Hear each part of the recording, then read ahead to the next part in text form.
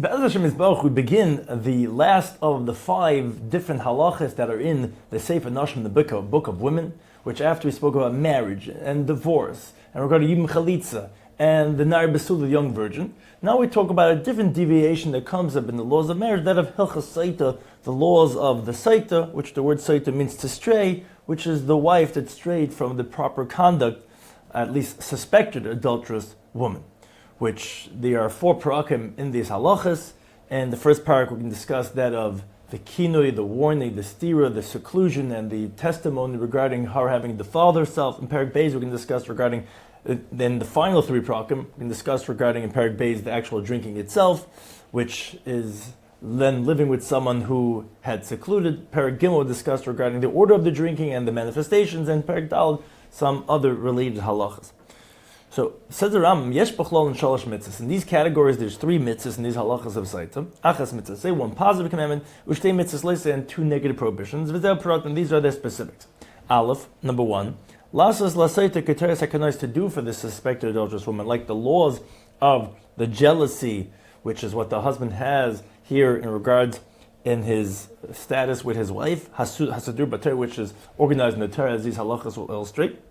Beis shleilit and shem b'krabana, not to put oil on the special carbon that the Sotah brings, which generally these menachas have shemen. Gimel, number 3, shleilit nalelabayna, not to put on a frankincense, which also generally the menachas have, and these 2 hidurim we do not do by the mincha hakanois of the Sotah. Ubir mitzvahs elu prokamelu, and the explanation of these mitzvahs are in these chapters. So in Parak Rishon, we begin regarding the warning, what's known as the kinui, the stira, the seclusion of the which created the suspicion, and the testimony regarding actually verifying that she had defiled herself. So Rambam begins in Halacha Aleph regarding the kinui and the stira. It says the Rambam kinui, which is defined as the warning, which is said in the Torah, that he warns his wife, what qualifies the warning is he has to tell her in front of witnesses. He has to tell her, don't seclude yourself with that man. And even if it's our father or our brother, which generally she's permitted to seclude with them, a guy or a non-Jew, or a eved or a slave, which a chiddush in these cases are, we don't say that, wait a second. We learn that from the drasha, v'nitma. It says 2 times the word v'nitma to tell us that she becomes forbidden on her husband. She becomes forbidden on the one that he warned her not to seclude with. That you would think to say only those that she becomes forbidden because of the seclusion with, because of this warning, then she's forbidden to her husband. But all these individuals discussing right now, which anyway she's forbidden to them, even before she secludes with them, I would think that she would not be forbidden to her husband based on this stira. That's what we're saying, no, even these individuals. For even someone that's impotent, which is who is a man that cannot have an erection, cannot have children, any one of these individuals will qualify for the halacha of the kinus stira if the husband warned her regarding this individual and she secludes herself. Now, halacha base, so that qualified the kinui. What the warning is has to be in front of 2 witnesses. Says the Ram, halacha base, has stira hamur b'Torah, and this that it says in the Torah that she secludes herself, which it says v'nistra, and she secluded. Who that is? This is that she secludes herself with that man that her husband told her, which was the warning, don't seclude yourself with him. She does b'fnei shnei edim. She does it in front of 2 witnesses, and the girs is imshasa imay kedei tuma. If she was there in seclusion with him, the amount of time that she could become defiled, meaning to have cohabitation with that man, shahu kadei litzlis bay, that's the amount of time to roast the egg of a chicken on a medium-sized fire, ulagama, and to swallow it, which that doesn't take so long. Then she's forbidden to her husband, until she drinks the bitter waters, and then that checks her to see, depending on what's going to happen with her body, if she was mizan or not. Now, at a time like now when the Beis Hamikdash was destroyed, that there's no more this Sotah waters to drink, then she forbidden him forever. If this happened that he warned her and she secluded him from the 2 witnesses, there's no water to inspect her. And like Suba, she goes out without Iksuba because she doesn't have the water to verify that she was not Mazana, and the suspicion is on her. Therefore, she leaves without Iksuba. Halacha Gimel. Let's say he warned her regarding 2 men as one. And he said to her, I don't want you to go with that man and that man. The Nisrim Shneim Ki'echad, she's secluded with both of them together at the same time. So although, according to basic halacha, a woman is permitted to seclude herself with two men if they're upstanding individuals, but he warned her, I don't want you to seclude with those two men.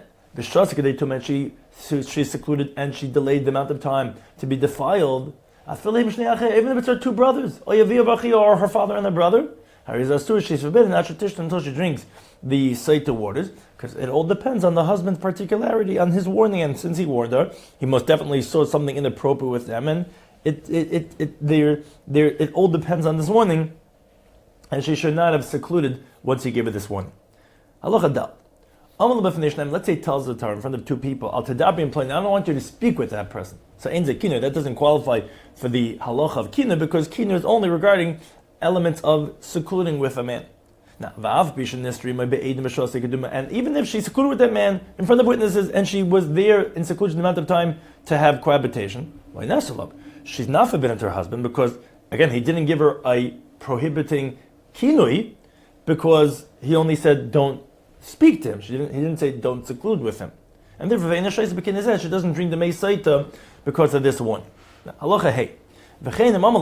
So too, if let's say he tells her, yeah, al tisasim, she says, yeah, don't seclude with that man. And so the first case was there's no kinu but there was stira. Here we're going to say that there was kinu but no stira. Let's say he says al tisasim, don't seclude with him. When they see that she was speaking with him, again, aims to stira, that doesn't qualify as being secluded with him. So therefore she does not become forbidden. And she doesn't drink the waters. And also, if he didn't give her a warning beforehand, and then two witnesses came along and testified that she was secluded with this man, and she was there the amount of time that they could have had relations. She does not become forbidden to her husband. Again, she doesn't drink it because it requires a kina and a stira. Now, let's say he tells her, yeah, don't seclude with that man, but that man was a boy younger than 9 years old, which his bia does not qualify in halacha as a cohabitation. Or he tells her, I don't want you to seclude with that animal. And that's not considered a bona fide warning. Like it says in the pasuk, that a man laid with her, which that includes a minor who is not a man, and a behema, an animal which is not a man. Where they don't make her forbidden on him, and therefore does not qualify as a warning. Halacha zay. If the husband pardoned his warning before she secluded. So that's a pardoning of the warning. It's as if there was no warning again, which even if she would seclude, it wouldn't do anything. But if let's say he pardoned her after she already secluded with that man, then he can pardon him. It's already the steps are already set into motion because he gave her kina and she did a steer. Now, Gersha, let's say he divorces her before she secluded, that is hareza kimisha machal. That's as if he pardoned her. And therefore, even if he remarries her, if he would want her to be warned so that the steer is effective, he would have to rewarn her again. Now, the Rambam continues regarding cases when there's kinyan steer without her drinking the Sotah. Says the Rambam, let's say one's in front of two people. And they see her secluded with that man that she was warned about, and she was there the amount of time of Tumah. So she's forbidden to her husband. Now, because here we're talking about Vera Isa, he saw, before we said that the steer has to be in front of two witnesses. So let's say he warned her in front of two people, but here he himself saw her secluded with that man. So she's forbidden him because he's not any less than one witness, which we're going to explain in the next halacha. So he knows that she went and secluded. So he has to divorce her, but he gives her the ksuba, because it's not definite that she was mezana, so she doesn't lose her ksuba. And so why doesn't she drink because of the doubt? Because he cannot make a drink based on himself. You have to have two witnesses on the kina, two witnesses on the stira. He doesn't. So although he knows she had stira, but he can't make her drink, and again he has to give her the ksuba. So too, let's say here's everyone talking about her after he had warned her of Astira and that she was secluded, until he's already hearing from the women that are spinning their threads to the light of the moon. Everyone's talking, and even those women are talking about that she was mezana with that man that she was warned about. And so the word is out there that she was mezana. So the husband's forbidden to stay married to her. Now he can't have her drink, again, and the reason for that is actually because once everyone knows about it, so the word is not going to check her anymore. So rather he divorced her and he gives her the ksuba again because she could tell him, you should have made me drink earlier on when it wouldn't have been in this situation that the water's not going to help. And if it's not her fault, so to speak, so therefore she will get the ksuba. Halacha test. Let's say a singular witness comes, and he testifies, she's secluded with that man after she was born, and for that amount of time. So, although we said that to require the drinking, to have the procedure go through, you need to have two witnesses on this tira. But this is similar to what we said in the previous halacha when the guy himself, the husband himself, saw her secluded. Where again, you can't make her drink and she's not forbidden, but he can't stay married to her. So here, if that one person is trustworthy to him and he would rely on that person, so he has to divorce her and give her her ksuba, because again, you can't make her drink based on one witness, but he's presuming that she was mizana, so he has to divorce her, but again, that doesn't make her lose her ksuba. But from love, he doesn't really trust that one person. Then his wife has permitted him because one person not believed, like we said regarding the stira, you need to have two witnesses. Halacha Yud. Now, these are situations where the court actually gives this woman the warning if they see her acting inappropriately. Mishneh, if her husband became a deaf mute, Sotah became mentally deranged, where he's in another country, where he's locked him in jail. So as Rambam explains, this is not to make her drink the meisaita because only the husband could do that, which says the husband brings her to the kain. Rather, the purpose of warning her would be to invalidate her from ksuba, that if she ends up secluding after the warning, that she'd lose her ksuba. As Rambam continues, halacha yirav kates how so? The court's heard about that. Everyone's talking about this woman that her husband is away or became mentally deranged and she's having relations with other men. So they call her and they tell her like this. We heard some bad rumors about this, you and this man. Don't seclude with this man. That's the warning. Then witnesses come along and say that she did seclude with that man. She was alone for that amount of time of cohabitation. So the courts make her forbidden on her husband forever. And they tear up her ksuba. When her husband comes back, or Yavri becomes healthy, or Yitzmei gets let out of jail, nice like that, he gives her a get. He can't have her drink because he didn't give her the warning. And the Torah says, Vikine vehevi, only if he gave the warning does he bring her to drink. Here he didn't warn her, so again she loses her ksuba, but he cannot have her drink. Now the Rambam Yud Beis continues regarding a repeat drinking of the meisaita. Says Rambam, let's say the woman drank the bitter waters, but and she was purified from them. It turns out that it was a false accusation. She drank it, although she was suspected, and she turns out clean. But then again he warns her regarding that same man that she already drank the waters once before. And then again, when this rumor she secludes with him, so he cannot make her drink a second time for the same man, because it says in the pasuk in the singular, like an exclusionary terminology, this is the laws of and not another time. You can't do it two times. Rather, she's forbidden to him forever. And she has to leave without a ksuba. Again, you can't make her drink, but again, because of the situation, we say that it's her fault and she leaves without a ksuba. Now, but let's say the husband warns her with another man. Oh, but and then she secludes with that other man with witnesses. Then he could have his wife drink a second time. Even many times. But for who, as long as she as long as every time he's making her drink, again, it's for a different man. Now, halacha gimel, a similar case, but different, is hishka isa.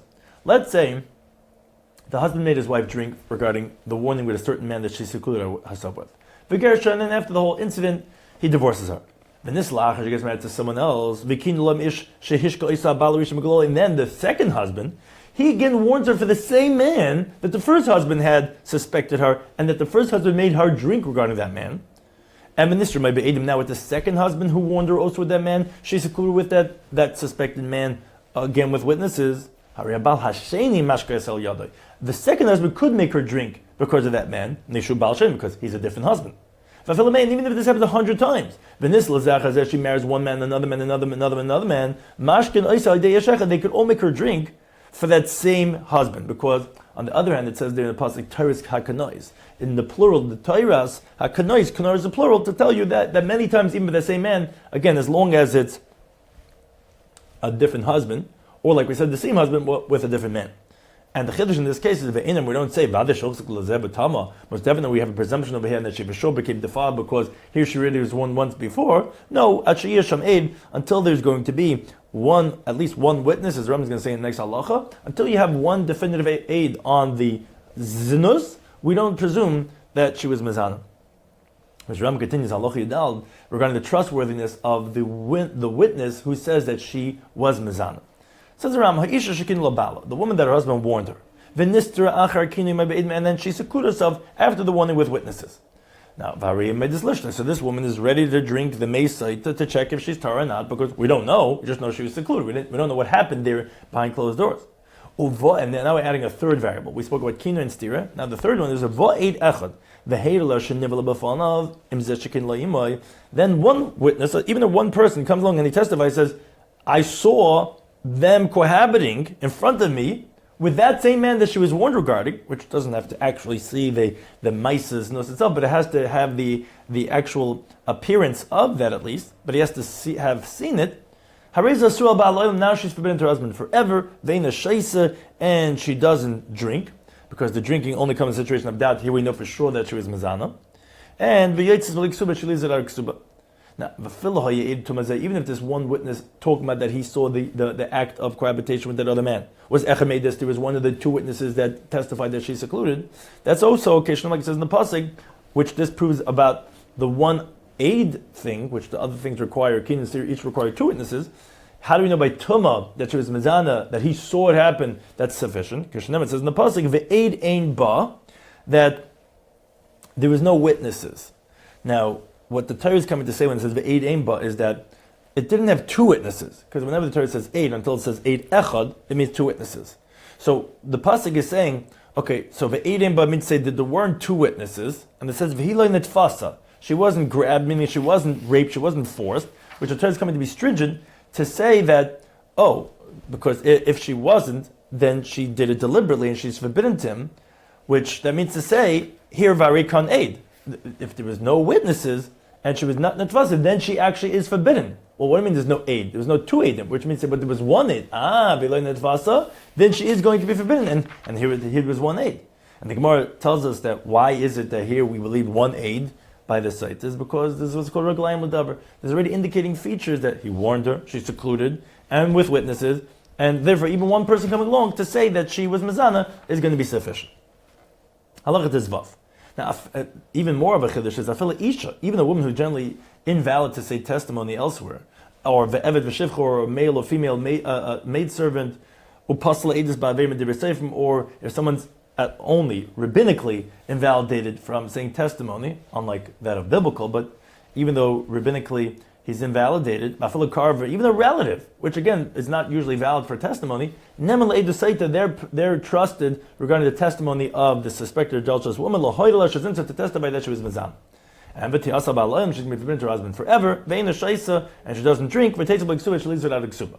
What's the reason? Rambam explains. Since she was already warned, and she already secluded both those variables with two valid witnesses. The Torah trusted one witness regarding the actual act of cohabitation to make it definitive. So all people are valid to say this testimony for this edus. And even the 5 women, as we explain in Hilchos, who are generally not believed in the Hilchos Gerushin we discussed, who are generally not believed regarding the other woman because they hate each other. They could testify regarding the other one that she was mizana. But the men should believe to make her forbidden her husband, and that she shouldn't have the option of the drinking. But and this is actually part and parcel of why she's believed. But not to make her lose her ksuba, because for that we would say that she would be just be doing it deliberately to hurt that other woman. Ellen tells she's supposed to be rather she takes her ksuba and she leaves. But again, she could force her to become forbidden her husband because we know that she was mizan. There's no point in making the drinking. It's only that the drink is only to verify. And we have this verification. Halachat Zayin. Let's say a kosher one witness comes along and he says nitmis. She defiled herself. I saw them being mizana. So like we said, she doesn't drink, like we explained. Now, let's say another one person comes along and he refutes that first witness and he says, no, she was not mizana in front of you, because when we came and we saw them secluded, I was with you, and you didn't see them being mizana. Ain't Shemali, we don't listen to that other one witness. Because that first one witness regarding the defilement of the suspected adulterous woman, we leave him like two people. And therefore, the words of the last one, who comes subsequent, we can't say that his words will override the words of the first person, because once we accepted his testimony without refutation, although he's one, it's like he's two. Like two. So now it's like one in face of two. We don't believe one. Now, but let's say this is Ram Halacha Yitzayin. Let's say both shneim ke'echad. Let's say both come at the same time. This one says she was mizana. It says no, she was not mizana. You didn't see that. Let's say one person says nitmis, she was mizana. And then subsequently, even though it's not at the same time, even at a later point in time, two witnesses subsequently come along and say, but they say loitness, she was not mizana. So then they cancel each other out. Then we're back to the suffix. So then it's like a kina and a stira, and then she drinks the mei saitim. Halacha Yitches. Let's say ba'erachad kosher. Let's say one upstanding regular kosher witness comes and testifies. V'nashim rabbis psulis rabim ke'echad. And then you have at the same time are coming many women, let's say 10, 100 women, or other many psulim which are invalid to be witnesses. But in this case, we said we do believe them. The singular witness says nitma, she was mizana. But nashim psulim, and the women or the other invalid witnesses, they say loy nitma, she was not mizana. Here in this case, they're going to cancel each other out. She's going to drink. Because one witness, that's kosher, and many, even many, but if they're invalid, they're like equal in this situation. So they essentially cancel each other out. So it's not like we're going to say that, you don't have to be concerned at all, or you have to be concerned all the way and there's no drinking. No, we're back to the 50-50, and therefore she drinks the mei sait. Now, let's say all those which are taking sides are all invalid witnesses. Then you go after the majority. As Ram explains, let's say shtei nashim aimis, which women are not valid as they're considered psuli edis, but again, in this case, we do believe them. Let's say shtei nashim aimis, two women say nitmis, we saw her being mazana. But shalshem said three women say loit nitmis, she was not mazana. Again, Hari is the shaisa, so she's going to drink. In other words, we believe the three over the two to say that no, we don't have verification that she was mazana, and therefore she'll drink the mei sait. Because even though we didn't see her being mizana, again, that doesn't say that she wasn't at all. We weren't with her at 24/7. Rather, just we have no verification. Let's say shalosh aimis. Let's say three say loy nitmis. She was not mizana. Va'arba aimis nitmis, and four, which is more, say that she was mizana.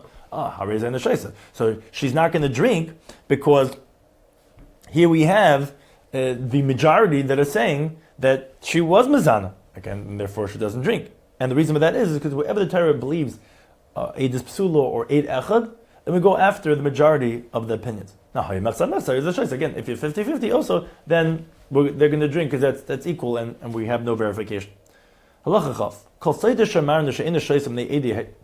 Any suspected adulterous woman that we said that she's not going to drink the mei sait to verify because of the witness who saw, so to speak, her being mizana, then that woman is forbidden to her husband forever. But and she leaves her without the ksuma, because she became forbidden with the warning and the seclusion. And and what's with the drinking that could permit her with, because that will verify if she was mizana or not. No, that's held back. Because you have even just one witness, like we explained, which is sufficient in these laws of Sotah to say that she was mizana. Therefore, you can't use anymore the verification of the mei Sotah. We verified already with the one witness that she was mizana, and therefore the drinking is not going to permit her, and therefore she's forbidden, and she leaves without a ksuma.